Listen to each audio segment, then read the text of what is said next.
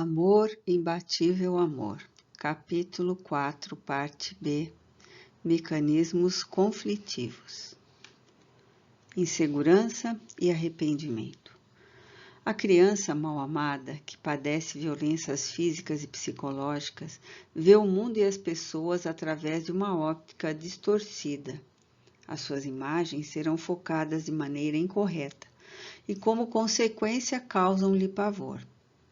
Ademais, os comportamentos agressivos daqueles que lhe partilharam a convivência, atemorizando-a mediante ameaças de punições com seres perversos, animais e castigos de qualquer natureza, fazem-na fugir para lugares e situações vexatórios, nos quais o recolhimento não oferece qualquer mecanismo de defesa, deixando-a abandonada.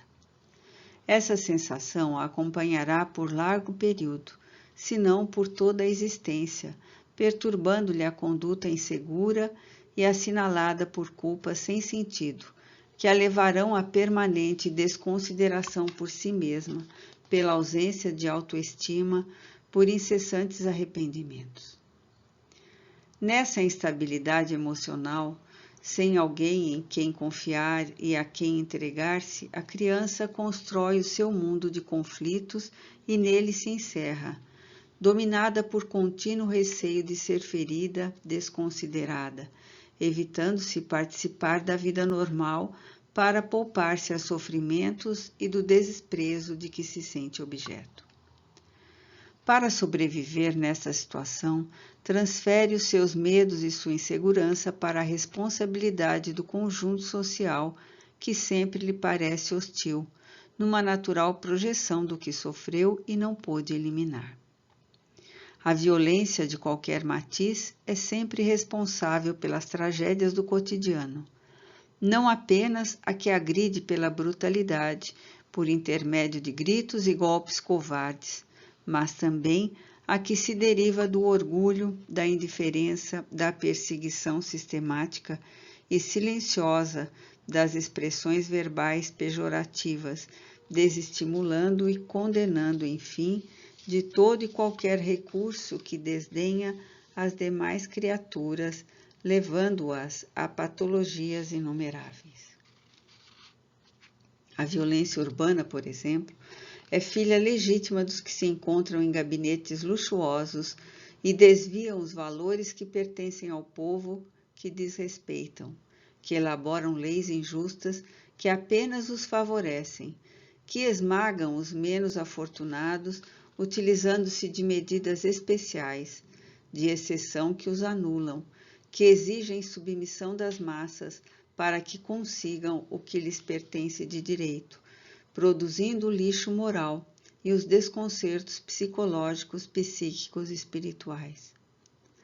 Numa sociedade justa, que se organiza com indivíduos seguros dos próprios deveres, na qual os compromissos morais têm prevalência, dignificando a criatura em si mesma e proporcionando-lhes recursos para uma existência saudável, os valores educativos têm primazia, por constituírem alicerces sobre os quais se edificam os grupos que a constituem.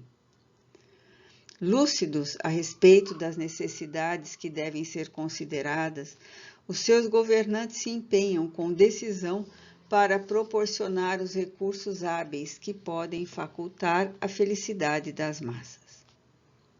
Não obstante, há fatores que contribuem para os desajustes sociais, que precedem o berço e que constituem implementos relevantes na carga genética, programando seres inseguros, arrependidos, frágeis emocionalmente.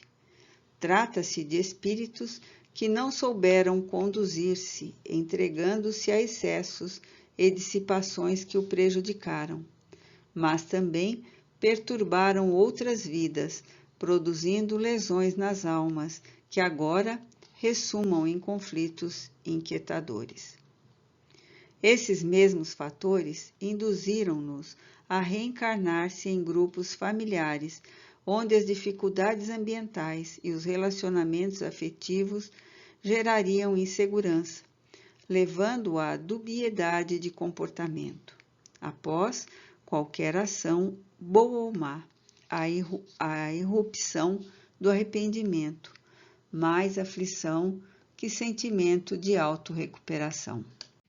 Somente através de uma constante construção de ideias positivas e estimuladoras será possível uma terapia eficiente, a qual o paciente se deve entregar em clima de confiança, trabalhando as lembranças traumatizantes recordadas e preenchendo o consciente atual com perspectivas que se farão arquivar nos refolhos da alma, como propostas novas de felicidade, que voltarão à tona oportunamente, enriquecendo-o de alegria. A reprogramação da mente torna-se essencial para a conquista da segurança e da paz. Acostumada ao pessimismo conflitivo, os seus arquivos no inconsciente mantêm registros perturbadores que deverão ser substituídos pelos saudáveis. Esse material angustiante irá elaborar comportamentos sexuais insatisfatórios, medo de amar, pequena autoestima, estabelecendo receios na área afetiva por acreditar-se incapaz de ser amado. Assim, refugiando-se na autocomiseração, negando-se a encontrar o sol do amor que tudo modifica. Exercícios físicos contribuem para romper essa couraça psicológica, que se torna também física, produzindo dores nos tecidos orgânicos, abrindo espaços para a instalação de diversas enfermidades. O ser psicológico é o vigilante do domicílio celular. Conforme se conduzir, estabelecerá as satisfatórias ou negativas manifestações da saúde física e mental. Aprofundar reflexões nas causas da insegurança e do arrependimento de maneira edificante, procurando retirar o melhor proveito sem culpa nem castração, é o desafio do momento para cada ser que não se disporá à superação dos agentes constritores e de desagregação da personalidade. Nostalgia e depressão. As síndromes de infelicidade cultivada tornam-se estados patológicos mais profundos de nostalgia que induzem a depressão. O ser humano tem necessidade de autoexpressão e isso somente é possível quando se sente livre. Vitimado pela insegurança e pelo arrependimento, torna-se joguete da nostalgia e da depressão, perdendo a liberdade de movimentos, de ação e de aspiração, em face do estado sombrio em que se omisia.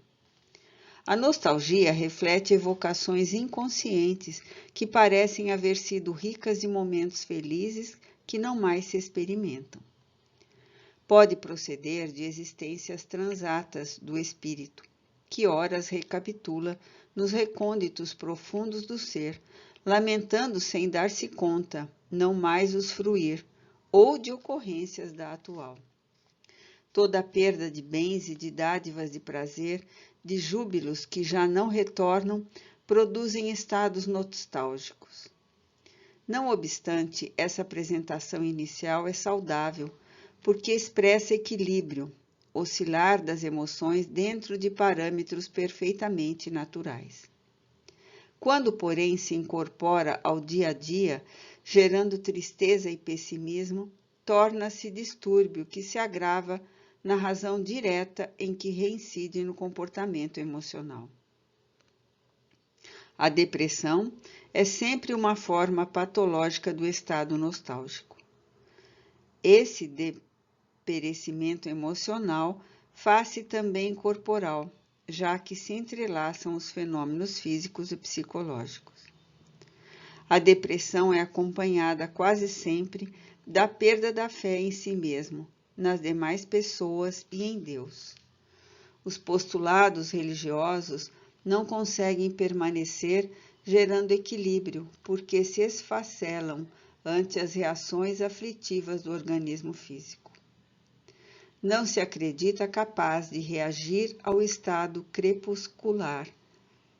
Caracteriza a gravidade do transtorno emocional. Tenha-se em mente um instrumento qualquer.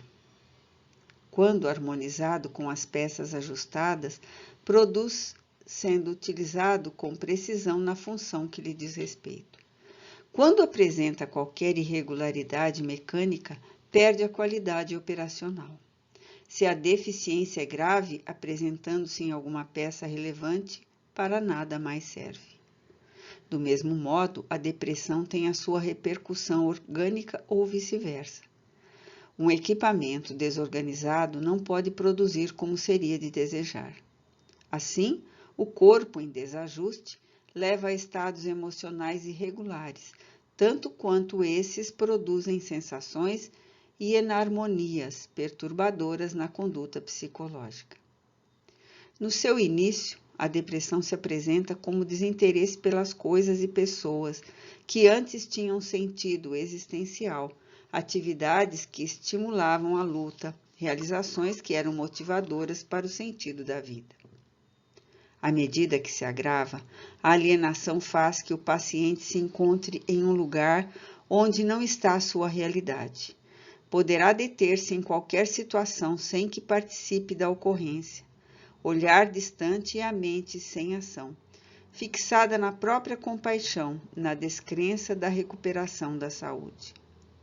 Normalmente, porém, a grande maioria de depressivos pode conservar a rotina da vida, embora sob expressivo esforço, acreditando-se incapaz de resistir à situação vexatória, desagradável por muito tempo.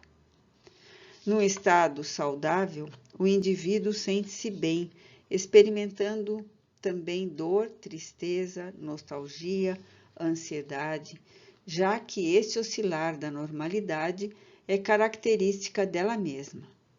Todavia, quando tais ocorrências produzem infelicidade, apresentando-se como verdadeiras desgraças, eis que a depressão se está fixando, tomando o corpo lentamente em forma de reação ao mundo e a todos os seus elementos. A doença emocional, desse modo, apresenta-se em ambos os níveis da personalidade humana, corpo e mente. O som provém do instrumento. O que o segundo afeta reflete-se no primeiro na sua qualidade de exteriorização. Ideias demoradamente recalcadas que se negam a externar-se, tristezas, incertezas, medos, ciúmes, ansiedades, contribuem para estados nostálgicos e depressões que somente podem ser resolvidos à medida que sejam liberados, deixando a área psicológica em que se refugiam e libertando-a da carga emocional perturbadora. Toda castração, toda repressão produz efeitos devastadores no comportamento emocional, dando campo à instalação de desordens da personalidade, dentre as quais se destaca a depressão. É imprescindível, portanto, que o paciente entre em contato com seu conflito, que o libere, desse modo, superando o estado depressivo. Noutras vezes, a perda dos sentimentos, a fuga para uma aparência indiferente diante das desgraças próprias ou alheias, um falso estoicismo, contribuem para que o fechar-se em si mesmo se transforme em permanente estado de depressão, por negar-se a amar, embora reclamando da falta de amor dos outros. Diante de alguém que realmente se interesse pelo seu problema, o paciente pode experimentar uma explosão de lágrimas. Todavia, se não estiver interessado profundamente em desembaraçar-se da couraça retentiva, fechando-se outra vez para prosseguir na atitude estoica em que se apraz, negando o mundo e as ocorrências desagradáveis, permanecerá ilhado no transtorno depressivo. Nem sempre a depressão se expressará de forma autodestrutiva, mas com estado de coração pesado ou preso, disfarçando o esforço que se faz para a rotina cotidiana ante as correntes que prostam no leito e ali retém. Para que se logre prosseguir, é comum ao paciente a adoção de uma atitude de rigidez, de determinação e de desinteresse pela sua vida interna, afivelando uma máscara ao rosto, que se apresenta patibular e podem ser percebidos no corpo essas decisões em forma de rigidez, falta de movimentos harmônicos. Ainda podemos relacionar como psicogênese de alguns estados depressivos com impulsos suicidas, a conclusão a que o indivíduo chega, considerando-se um fracasso na sua condição masculina ou feminina, determinando-se por não continuar a existência. A situação se torna mais grave quando se acerca de uma idade especial, 35 ou 40 anos, um pouco mais, um pouco menos, e lhe parece que não conseguiu o que anelava, não se havendo realizado em tal ou tal qual área, embora outra se encontre muito bem. Essa reflexão autopunitiva dá gênese a um estado depressivo com indução ao suicídio. Esse sentimento de fracasso, de impossibilidade de êxito, pode também originar-se em alguma agressão ou rejeição na infância, por parte do pai ou da mãe, criando uma negação pelo corpo ou por si mesmo, e quando, de causa sexual, perturbando completamente o amadurecimento e a expressão da libido. Nesse capítulo, anotamos a fonte incidência de fenômenos obsessivos que podem desencadear o processo depressivo, abrindo espaço para o suicídio ou se fixando a partir de transtorno psicótico direcionado ao paciente para a etapa trágica da autodestruição. Seja, porém, qual for a gênese desses distúrbios, é de relevante importância para o enfermo considerar que não é doente, mas que se encontra em fase de doença, trabalhando-se sem autocomiseração nem autopunição para reencontrar os objetivos da existência. Sem o esforço pessoal, muito dificilmente será encontrada uma fórmula ideal para reequilíbrio, mesmo que sob a terapia de neurolepéticos.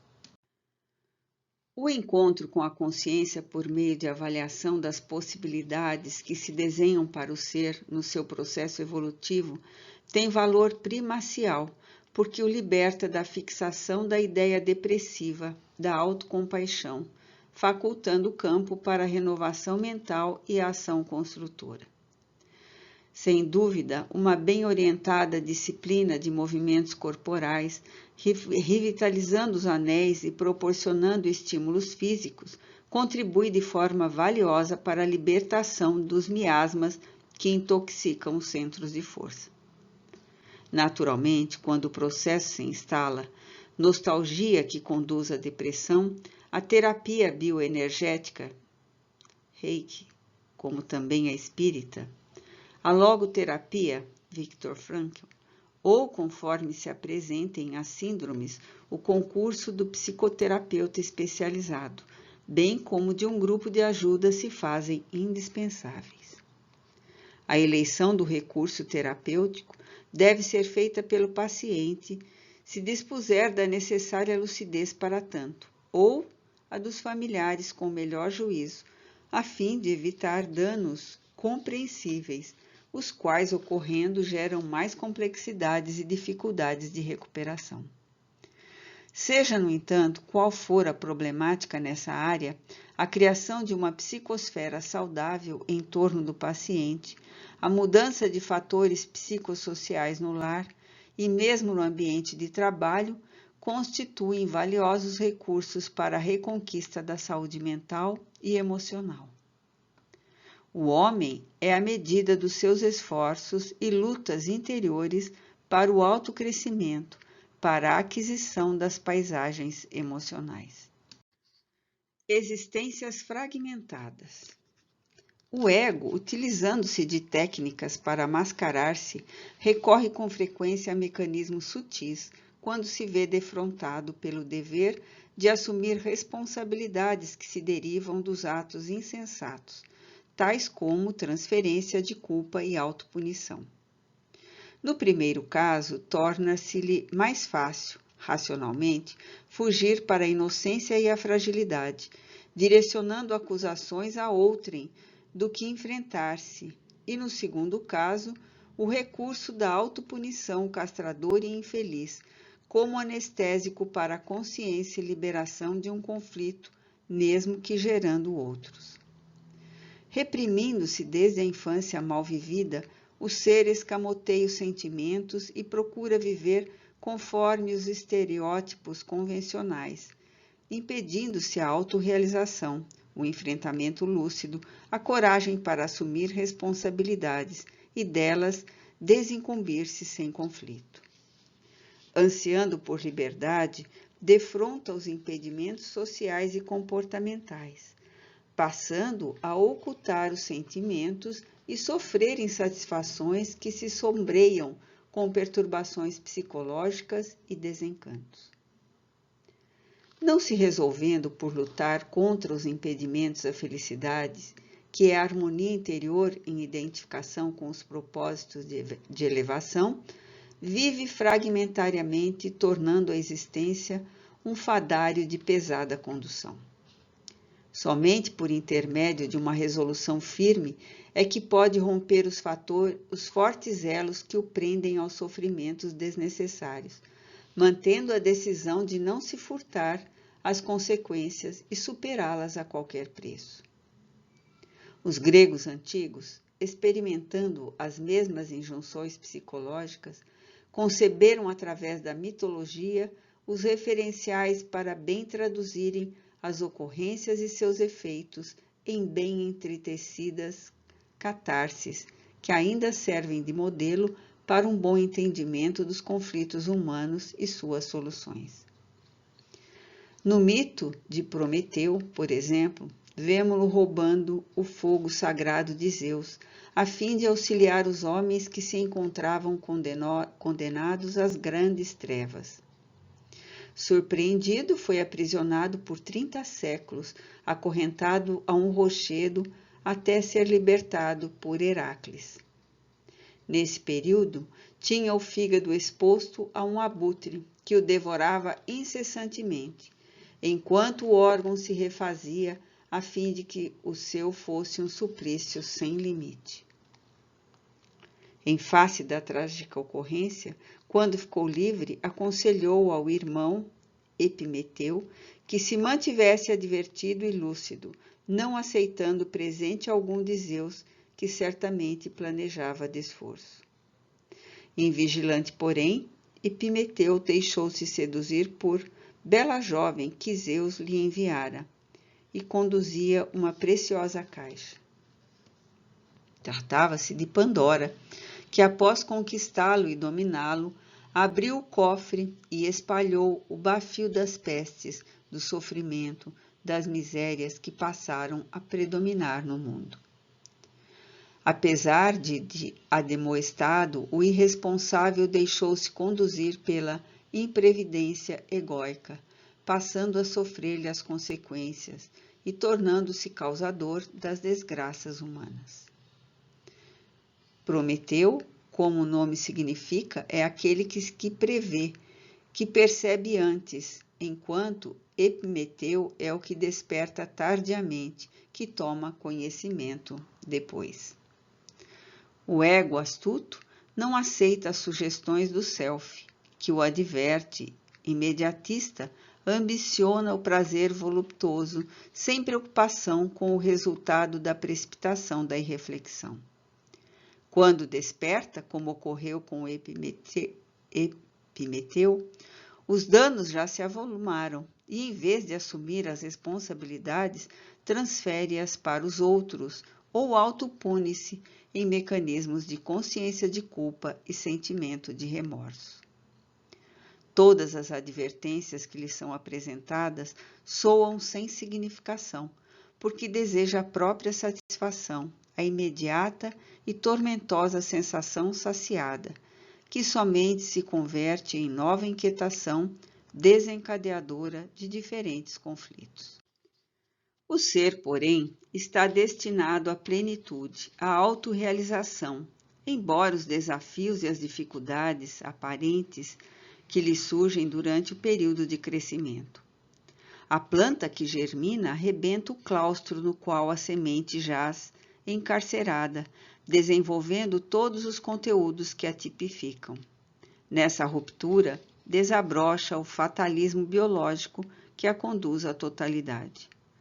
As heranças das formas primevas pelas quais passou o ser humano no seu processo antropológico repetem-se desde o zigoto ao feto. A criança libertada do sacrário materno. Os valores psicológicos, da mesma forma, ressumam das experiências humanas vividas antes, apresentando-se como tendências e conflitos, frustrações e egotismos que se expressam no ser como recurso de segurança. Os impulsos egóicos remanescentes dos instintos básicos, porém, devem ceder espaço às realizações conscientes, à diluição das mazelas e angústias, identificando a própria realidade. Como resultado, não é lícito culpar os demais, menos ainda manter a atitude autopunitiva masoquista. O Prometeu, que jaz no inconsciente em forma de reflexão e cuidado nas decisões psicológicas, deve tomar o lugar de Epimeteu, o mal-sucedido aventureiro e sonhador. Qualquer tentativa de autopunição deverá ser substituída pela aquisição da autoestima e da boa orientação para o logro da saúde mental e comportamental. Em face, porém, de qualquer tentação de transferir culpa para outrem, cabe a luta para assumir a coragem da responsabilidade, sem conflito, compreendendo que se trata de experiência que libera a existência de fragmentação. Essa atitude mental e de comportamento ético libera o germe de vida superior, que também se encontra em todos os seres humanos, à semelhança da flor e do fruto dormindo no silêncio da semente, que é portadora de vida e de bênçãos.